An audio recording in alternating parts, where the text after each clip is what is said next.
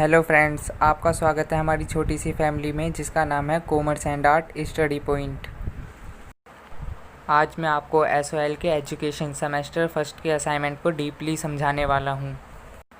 दोस्तों, इस असाइनमेंट को समझते वक्त आप अपना असाइनमेंट अपने हाथ में ही रखना, क्योंकि मैं उसी असाइनमेंट से आपको समझाने वाला हूं और इसे आप ध्यान से समझना। अगर आपको किसी को बताना भी पड़ा तो आराम से आप बता सकते हैं। दोस्तों, मैं एक व्हाट्सएप ग्रुप क्रिएट कर रहा हूँ जिसमें अगर आपको ज्वाइन होना है तो आप अपना नाम, सब्जेक्ट और अपने सेमेस्टर इसमें लिखकर भेज दें ताकि मैं आपको इस ग्रुप में ज्वाइन कर सकूँ। मैं इस ग्रुप में आपको हर तरीके के नोट्स प्रोवाइड करवाऊँगा जिससे आपको आगे हेल्प हो सके। तो फिर चलिए दोस्तों, आज की वीडियो को शुरू करते हैं। पहले मैं इस फर्स्ट क्वेश्चन का फर्स्ट पार्ट करूँगा। इस क्वेश्चन के फर्स्ट पार्ट को मैं 2 टुकड़ों में डिवाइड करूंगा। जैसे कि आप देख सकते हैं, प्रक्रिया के रूप में शिक्षा से आप क्या समझते हैं, ये होगा मेरा पहला पार्ट। और दूसरा पार्ट होगा मेरा, यह उत्पाद के रूप में शिक्षा से किस प्रकार भिन्न है।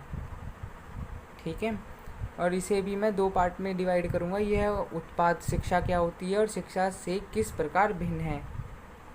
ठीक है, तो चलिए अब हम आगे चलते हैं।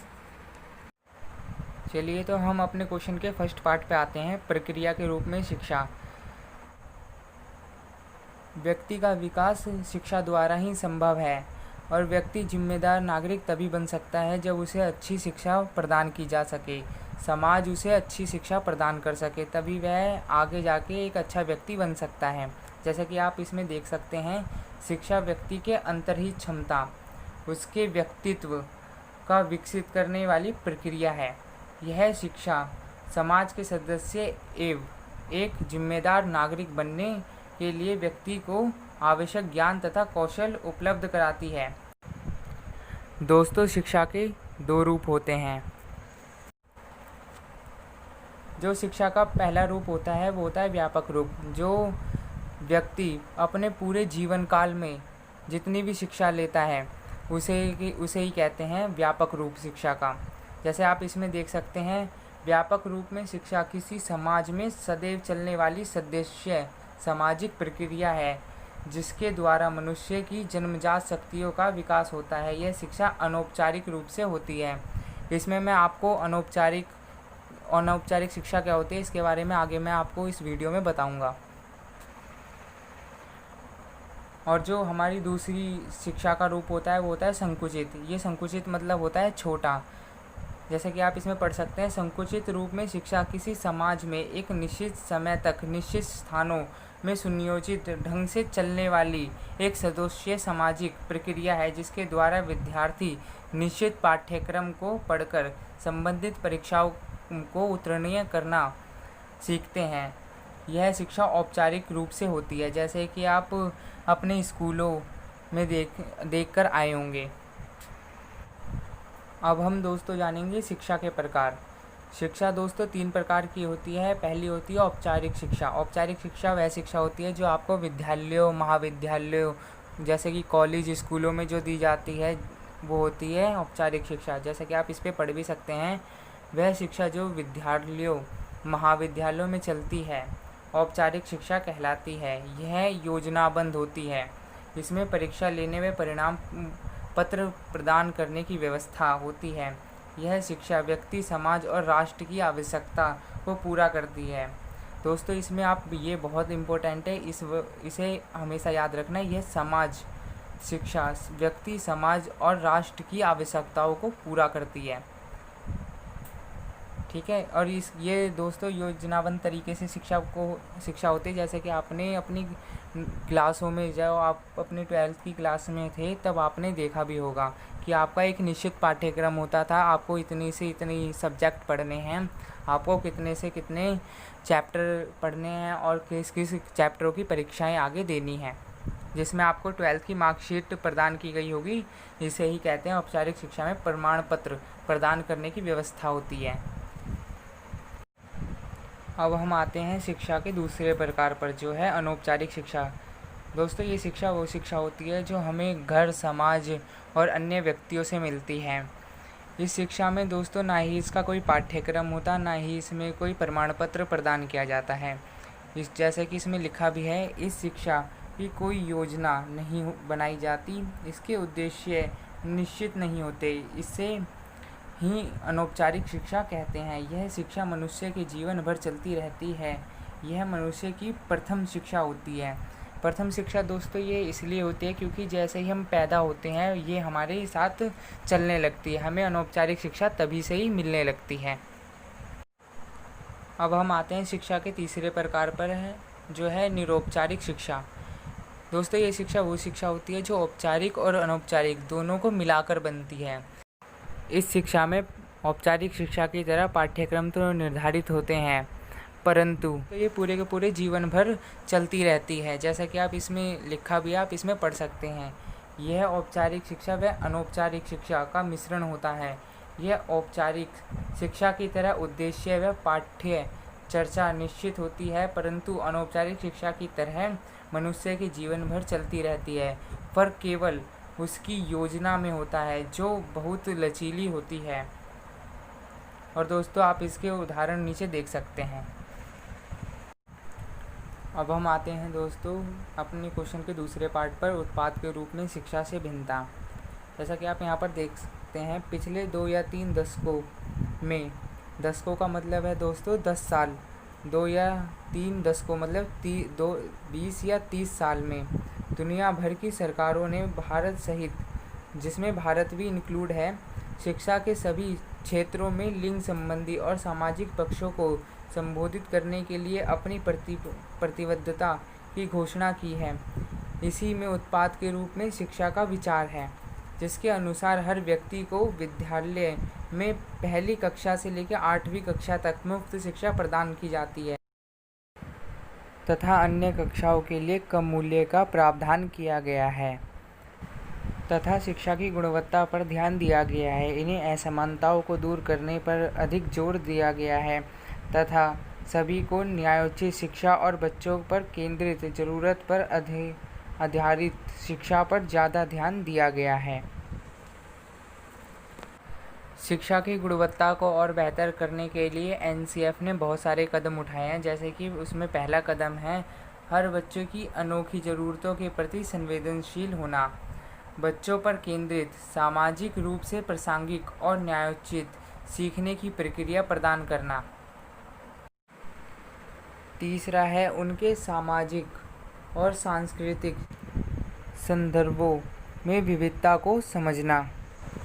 दोस्तों जो इसके नीचे है ये शिक्षा के कानून के ऊपर है, इसे एक बार आप थोड़ा ध्यान से पढ़ लेना। अब हम आते हैं अपने फर्स्ट क्वेश्चन के सेकंड पार्ट पर, जो है अलग अलग समय पे दार्शनिकों, मनोवैज्ञानिक, समाजशास्त्रियों और शिक्षावादियों ने शिक्षा का जो अर्थ बताया है वह अब तक आप शिक्षा को जिस तरह समझते रहे हैं उससे किस प्रकार भिन्न है, उदाहरणों के साथ स्पष्ट करें। इसे भी हम पहले क्वेश्चन की तरह ही अलग अलग पार्ट में डिवाइड करेंगे। पहले हम बताएंगे अलग अलग समय पर दार्शनिकों, मनोवैज्ञानिक, समाजशास्त्रियों और शिक्षावादियों ने शिक्षा का अर्थ क्या बताया है। फिर हम बताएंगे कि हम शिक्षा कैसे समझते हैं और फिर उसमें हम उदाहरणों के साथ स्पष्ट से करेंगे। अब हम आते हैं शिक्षा का अर्थ और शिक्षा को समझने में भिन्नता पर।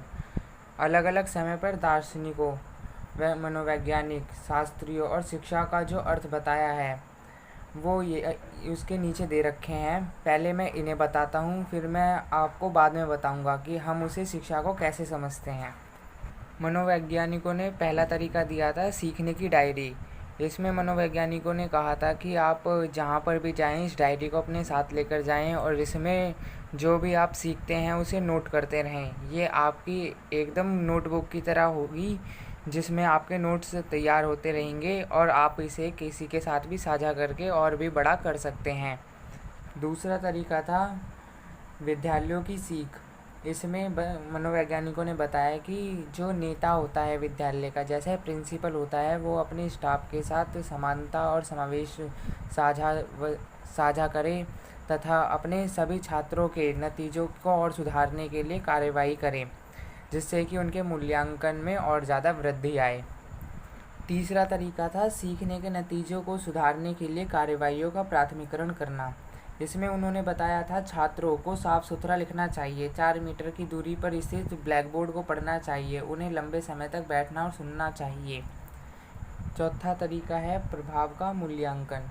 इसमें प्रभाव का मूल्यांकन ईमानदारी से करना चाहिए, जिसके कारण यह पता चल सके कि वह जो व्यक्ति है वह कितने हद तक अपने आप को बदल सकता है। दोस्तों अब है 5वां पॉइंट। दोस्तों ये बहुत इम्पोर्टेंट पॉइंट है, इसे थोड़ा ध्यान से समझना।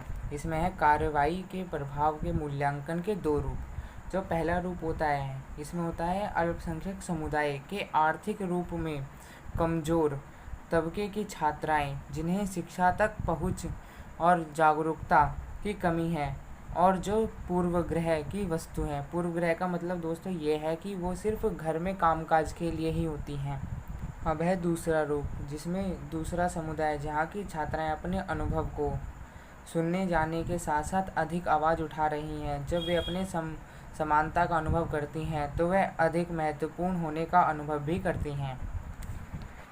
दोस्तों इन दोनों रूपों से हमें यह पता चलता है कि जो हमारा पिछड़ा वर्ग है उसमें ना ही हम महिलाओं को पुरुषों के समान समझते हैं और ना ही उन्हें पुरुषों से आगे निकलने की इजाज़त देते हैं। सिर्फ हम उन्हें एक घरेलू महिला समझते हैं जो सिर्फ घर के ही कामकाज के लिए बनी है। वहीं दूसरी ओर जो दूसरा समुदाय है जहाँ पर हम छात्राओं को पुरुषों के बराबर समझते हैं और उन्हें पढ़ाई लिखाई के लिए प्रेरित करते हैं, जिस कारण वह और अधिक महत्वपूर्ण होने का अनुभव करती हैं।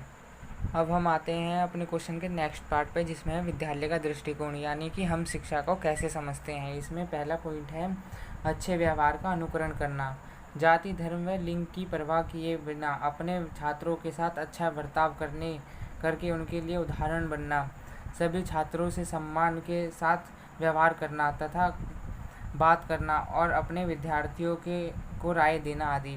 इसमें जो भी अध्यापक है वो अपने सारे विद्यार्थियों के साथ सम्मान से बात करता है और अपनी राय उन्हें देता है और अपने बारे में उन्हें अच्छा बताता है, जो कि वो आगे जाके प्रेरित हों। नेक्स्ट पॉइंट है ऊंची अपेक्षाएं। ऊंची अपेक्षाओं से मतलब यह है कि विद्यार्थियों की जो उपयोगिता होती हैं वो सबकी अलग अलग होती हैं। अध्यापक यह सुनिश्चित करे कि कौन सा विद्यार्थी किस तरह सीख सकता है, जिससे कि वह उसकी और अच्छे से मदद कर सके और उसकी उपयोगिताओं को उसे प्राप्त करवा सके, जो कि अध्यापक का भी रिजल्ट अच्छा आए। नेक्स्ट पॉइंट है अपने अध्यापन में विविधता लाना। अध्यापन का मतलब होता है दोस्तों पढ़ाने के तरीका और विविधता का मतलब होता है बदलना। अब अपने जो अध्यापक है वो अपने पढ़ाने के तरीके में अलग अलग तरीके से परिवर्तन करें, जैसे कि आगे दे रखा है छात्र भिन्न तरीक़ों से सीखते हैं। कुछ छात्र लिखना पसंद करते हैं, अन्य अपने विचारों को व्यक्त करने के लिए मस्तिष्क में मानचित्र या चित्र बनाना पसंद करते हैं। कुछ छात्र अपने श्रवक होते हैं। श्रवक का मतलब होता है दोस्तों सुनने वाला, जो अच्छा सुन सकते हैं। कुछ विद्यार्थी सबसे अच्छा तब सीखते हैं जब उन्हें अपने विचारों के बारे में बताने का अवसर मिलता है। अध्यापक अपने अध्यापन में विविधता लाकर अपने छात्रों की उनके द्वारा की जाने वाली सीखने की कुछ गतिविधियों के विषय में किसी विकल्प की पेशकश कर सकते हैं। मतलब वो और किसी अलग तरीके से सिखाने का तरीका भी पेश कर सकते हैं। नेक्स्ट पॉइंट है शिक्षा को अपने दैनिक जीवन में जोड़ना, यानी जो भी आप सीखते हो उसे अपने दैनिक जीवन में साथ साथ जोड़ते हुए चलो। और अध्यापक ऐसे उदाहरण देकर ये बात सुनिश्चित कर सकते हैं कि वो अपने जो सिखाते हैं वो बच्चे अपने दैनिक जीवन में उन्हें जोड़ रहे हैं या नहीं जोड़ रहे। नेक्स्ट पॉइंट है भाषा का प्रयोग। अध्यापक को उसी भाषा का प्रयोग करना चाहिए जिसे समझने में किसी भी विद्यार्थी को कोई दिक्कत ना हो। जैसे कि इसमें लिखा हुआ है अध्यापक जिस भाषा का उपयोग करते हैं उसके बारे में सावधानी से सोचें, सकारात्मक भाषा और प्रशंसा का उपयोग करें और छात्रों का तिरस्कार ना करें, जो कि काफ़ी अधिक मददगार होता है, जिसके कारण विद्यार्थी और भी अच्छा सीख सकते हैं। अगर दोस्तों आपको वीडियो पसंद आई हो तो वीडियो को लाइक करें। अगर आपको कुछ ना समझ में आया हो तो कमेंट बॉक्स में ज़रूर लिखें। ऐसे ही मैं सारे SOL के असाइनमेंट एक एक करके समझाने वाला हूँ, इसलिए आप इस चैनल को सब्सक्राइब ज़रूर कर लें।